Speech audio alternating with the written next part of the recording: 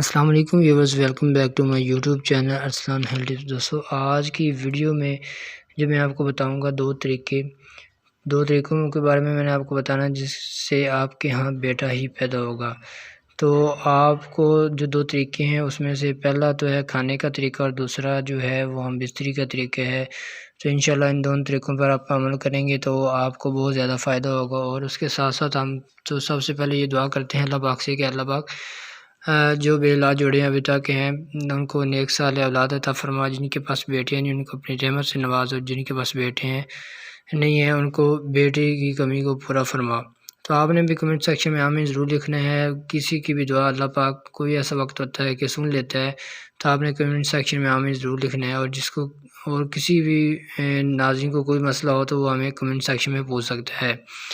تو چلتے ہم اپنی ویڈیو کے اندر۔ تو دوستو، بہت سی خواتین دنیا میں ایسی ہیں کہ ان کے ہاں جو ہے بیٹیاں ہی پیدا ہوتی ہیں، اور پہلی دفعہ بیٹی ہو جاتی ہے، دوسری دفعہ پھر بیٹی ہو جاتی ہے۔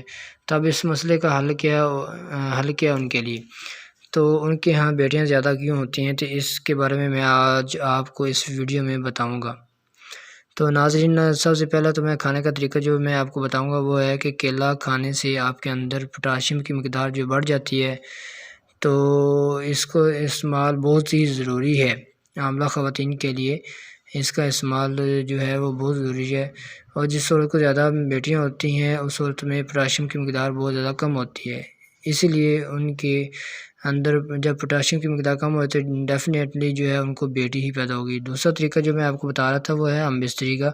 اگر ان دونوں طریقوں پر آپ عمل کریں گے تو انشاءاللہ اللہ پاک آپ کو 99% چانس ہے کہ اللہ پاک آپ کو بیٹا عطا کرے گا۔ اور اس سے پہلے اگر آپ لوگوں نے ہمارا چینل سبسکرائب نہیں کیا، بیل کے بٹن کو پریس نہیں کیا تو کر لیں تاکہ نیا ویڈیو کا نوٹیفیکیشن آپ تک جلد پہنچ جائے۔ تو دوستو، آپ نے کرنا کیا ہے کھانے کے متعلق کہ کیلا 15 دن روزانہ 2 کیلے آپ نے کھانے ہیں۔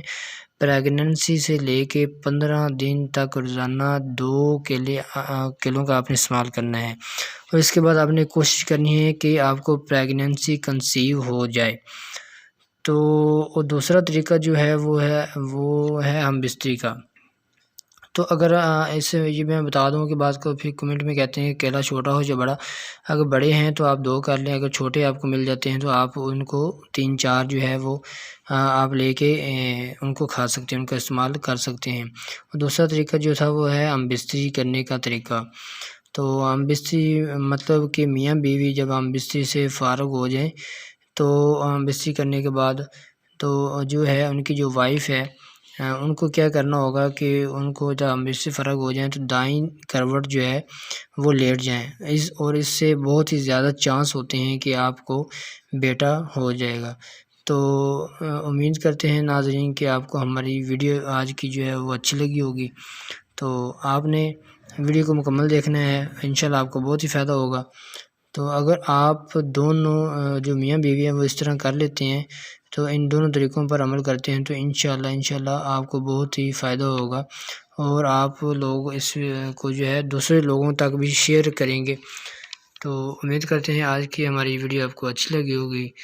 تو اگر اچھی لگی ہو تو کمنٹ میں آمین ضرور لکھیں، اور اس کو لائک کرنا مت بھولیں۔